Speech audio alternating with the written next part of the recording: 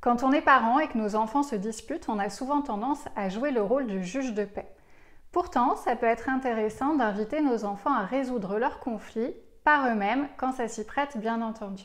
Ça va les responsabiliser et les autonomiser et nous, ça va nous éviter des grosses crises d'énervement. Et pour ce faire, on peut s'inspirer du modèle finlandais. En Finlande, à l'école, ce sont les enfants qui résolvent par eux-mêmes leurs propres conflits. Ils peuvent aussi se faire aider par d'autres enfants qui vont alors jouer le rôle de médiateur. Dans cette vidéo, on va donc voir comment est-ce que vous pouvez accompagner vos enfants pour leur apprendre à résoudre par eux-mêmes leurs conflits en s'inspirant notamment de ce modèle finlandais. Pour commencer, je vais vous raconter une anecdote, alors que je n'ai pas vécu personnellement, mais qui m'a été racontée et qui a été vécue par une de mes collègues, puisque je trouve ultra intéressant sur cette chaîne de ne pas partager uniquement mes propres expériences, mais aussi celles que peuvent vivre d'autres parents. Ma collègue se trouvait donc en vacances avec plusieurs familles et toute une ribambelle d'enfants. Et le dernier soir, les enfants se disputaient pour savoir qui allait dormir à côté de qui, dans quel lit, dans les lits superposés en haut, dans les lits superposés en bas. C'était la guerre nucléaire. Et donc les parents, qui étaient fatigués, il était 10 h du soir, ils avaient envie d'aller se coucher, se lever tôt demain parce qu'il y avait de la route, ont décidé non pas d'essayer de résoudre le conflit avec les enfants ou à la place des enfants, mais ils ont dit aux enfants, maintenant vous avez 10 minutes pour trouver une solution et résoudre votre conflit. Vous vous débrouillez comme vous voulez, mais dans 10 minutes, vous revenez avec une solution et vous vous couchez. Les enfants ont donc pris une feuille, des stylos, et ils ont commencé à faire une espèce de tableau Excel avec les différents lits pour essayer de voir comment est-ce qu'ils pouvaient combiner les places de chacun. Et ça a été remarquable.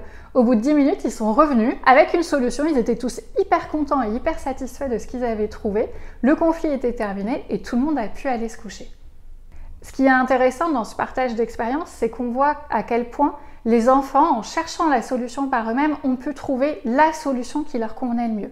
Si à un moment donné, un adulte était rentré dans le jeu, qu'il avait essayé de résoudre le conflit à la place des enfants, il aurait essayé d'écouter les envies de chacun, de les prendre en compte, mais il n'aurait probablement pas réussi, tout simplement parce qu'il n'était pas le mieux placé pour dire « moi je veux vraiment ça, mais du coup je suis prêt à faire une concession là-dessus ». C'est les enfants qui savent le mieux ce dont ils avaient envie et donc ce sont eux qui sont les mieux placés pour trouver la solution la plus adéquate. Et c'est ce qui s'est passé. En résolvant par eux-mêmes le conflit, ils ont aussi trouvé la solution qui leur convenait le mieux, ce qu'un adulte n'aurait pas réussi à faire. Et bien entendu, on l'a vu dans l'introduction, ils ont été responsabilisés, ça les a autonomisés et les parents étaient tranquilles, ils n'ont pas eu besoin de s'énerver et le conflit a été résolu de manière extrêmement rapide, beaucoup plus rapide, encore une fois, que si un parent s'en était mêlé et qu'il avait essayé de démêler toutes les histoires de tous les enfants. Donc vous aussi, en tant que parent, vous pouvez proposer, exactement comme ma collègue, à vos enfants de résoudre leurs propres conflits. Et si vous souhaitez aller un petit peu plus loin, vous pouvez aussi leur apprendre des techniques et des outils de résolution de conflits. C'est ce qu'on va voir dans la suite de la vidéo. Un des outils les plus connus, mais aussi les plus faciles d'utilisation pour la résolution de conflits, c'est la méthode DESC. Cette méthode DESC, elle a été pensée pour l'entreprise par un psychologue et professeur à Harvard dans les années 70. Mais vous allez voir, on peut l'utiliser dans plein d'environnements différents et en particulier pour les conflits à la maison et pourquoi pas avec les enfants. DESC, c'est un acronyme avec 4 lettres qui correspondent chacune aux 4 grandes étapes par lesquelles on va passer pour résoudre nos conflits. La première étape du DESC, c'est donc le D pour décrire. Lors de cette étape-là, les protagonistes, les enfants du coup, vont décrire ce qui s'est passé de manière la plus factuelle possible. Par exemple, ce matin, tu as fini les céréales alors que j'en voulais pour mon petit déjeuner. Ensuite, la deuxième étape, ça va être le E pour émotion. À cette étape-là, les enfants vont exprimer les émotions qu'ils ont ressenties lors du conflit. Et ce qui va être important, c'est de leur apprendre à exprimer ces émotions en disant « j'ai ressenti telle émotion » et non pas en utilisant un « tu » qui pourrait être perçu comme très accusateur. Par exemple, ce matin, j'ai donc ressenti de la colère lorsque je me suis aperçue qu'il n'y avait plus de céréales dans le paquet. Et donc on voit que cette utilisation du « je », elle est beaucoup plus douce et beaucoup moins agressive qu'un « tu » qui consisterait à dire « tu as fini le paquet, tu es égoïste et tu es méchant » qui est très accusateur et qui va braquer la personne en face. La troisième étape, ça va donc être le S de DESC pour solution. Lors de cette étape-là, les enfants vont chercher des solutions qui vont leur permettre de sortir du conflit la tête haute. Et là, ce qui est important dans cette étape-là, c'est de leur expliquer qu'ils ne sont plus en situation conflictuelle, c'est-à-dire qu'il n'y en a pas un qui essaye d'écraser et de dominer l'autre. Ils vont être des partenaires de jeu qui vont essayer ensemble de trouver une solution qui convienne à tout le monde. Par exemple, lorsqu'il n'y a plus de céréales dans le paquet ou qu'il en reste très peu, je fais attention à n'en prendre qu'un petit peu pour que le prochain puisse en avoir aussi. Et enfin, la dernière étape, ça va être le C pour conclusion ou conséquence. Et là, l'objectif, ça va être d'essayer d'imaginer, de se projeter pour trouver des solutions à long terme afin que la situation ne se reproduise pas. Les enfants pourraient par exemple dire, lorsqu'on voit que le paquet commence à se vider et qu'il approche de la fin, on prévient papa et maman pour qu'ils en rachètent avant même que le paquet soit quasiment vide et qu'on doive se disputer pour la dernière toute petite portion. Maintenant qu'on a échangé sur la méthode DESC et sur ces 4 grandes étapes, on va voir comment est-ce qu'on peut l'appliquer à la maison avec ses enfants et comment est-ce qu'on peut apprendre à nos enfants à l'appliquer. Alors l'idée, c'est de ne pas attendre un conflit pour appliquer la méthode, mais plutôt d'anticiper les choses. On va réunir la famille et on va leur expliquer notre démarche. Le fait qu'on souhaite que ce soit eux, dorénavant, qui résolvent leurs conflits, encore une fois, quand ça s'y prête, et que pour ce faire, on va leur apprendre une méthode qui va les aider à résoudre leurs conflits. Et là, on va présenter la méthode aux enfants avec les 4 grandes étapes et à chaque fois leur expliquer les clés de réussite de chaque étape. Le fait d'utiliser le jeu à la place du tu, le fait d'être factuel, etc. Et ensuite, lorsqu'un conflit survient, on va accompagner les enfants pour jouer le rôle de facilitateur. On va utiliser la méthode, on va leur rappeler les 4 grandes étapes et les faire passer par chacune des étapes pour qu'ils se les approprient. On peut faire ça lors du premier conflit, du deuxième conflit, jusqu'à ce que les enfants se soient complètement appropriés la méthode et qu'ils soient capables de l'utiliser absolument tout seuls, de manière autonome. Et là, c'est bon, on n'a plus besoin de jouer les juges de paix, ils peuvent résoudre leurs conflits par eux-mêmes. Et ce qui va être intéressant, c'est que non seulement nos enfants vont apprendre à résoudre leurs conflits, ce qui est hyper important, et en plus, ils vont apprendre, ils vont développer plein de compétences qui vont leur servir plus tard. Le fait d'être factuel, le fait d'apprendre à exprimer ses émotions, le fait d'être orienté solution, le fait de ne pas chercher à écraser l'autre ou à le dominer, mais plutôt à le considérer comme un partenaire avec qui on va trouver une solution qui convienne à tout le monde. Tout ça, ce sont des compétences qui sont hyper importantes.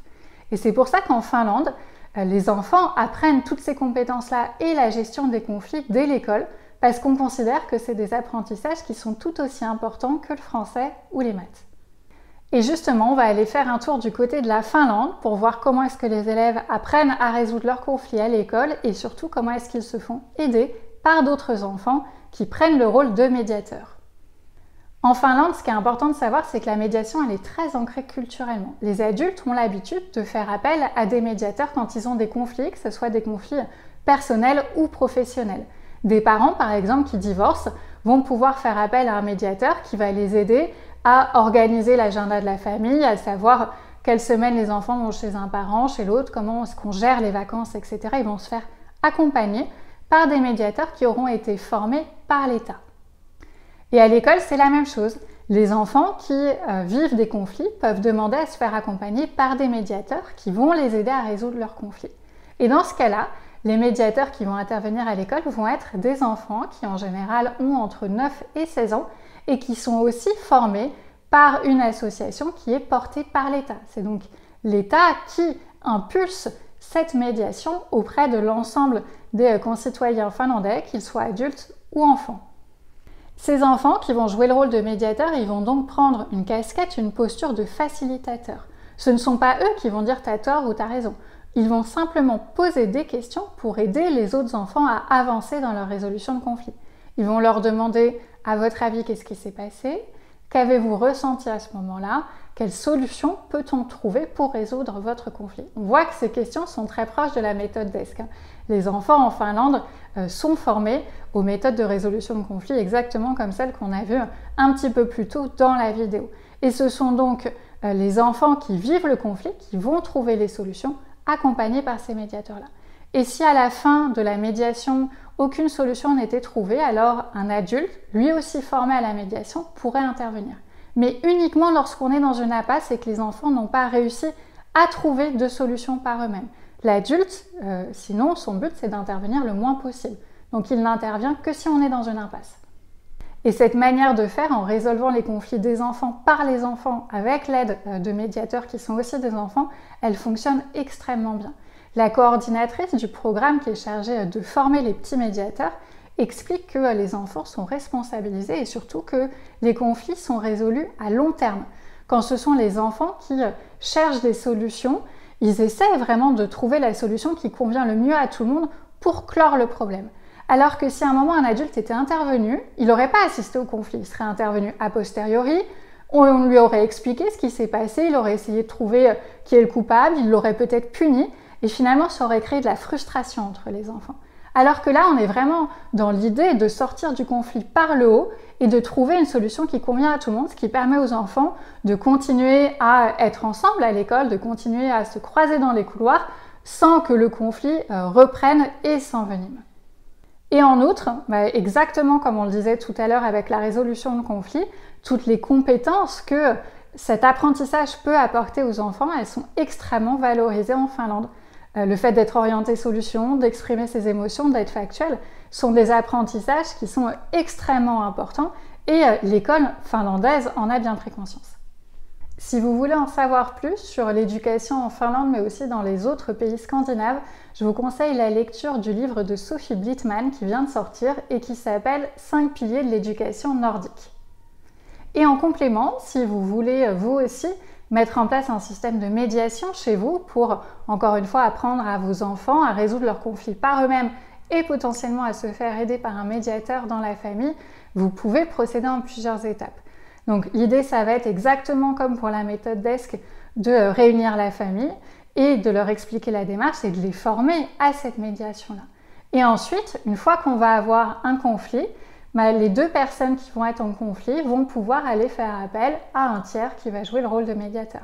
Donc ça peut être par exemple deux enfants qui vont être en conflit et qui vont demander à leur frère ou à leur sœur de jouer le rôle de médiateur.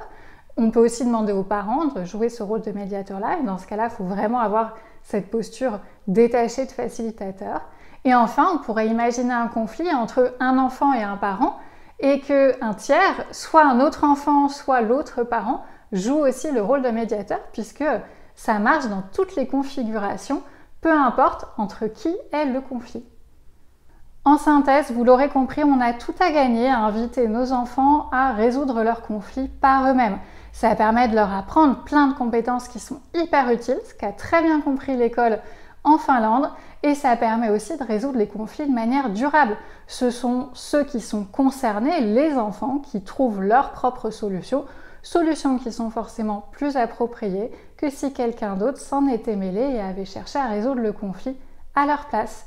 Et enfin, du côté des parents, on n'est pas énervé, on regarde juste les choses se faire par elles-mêmes, et ça, c'est quand même très efficace et très satisfaisant.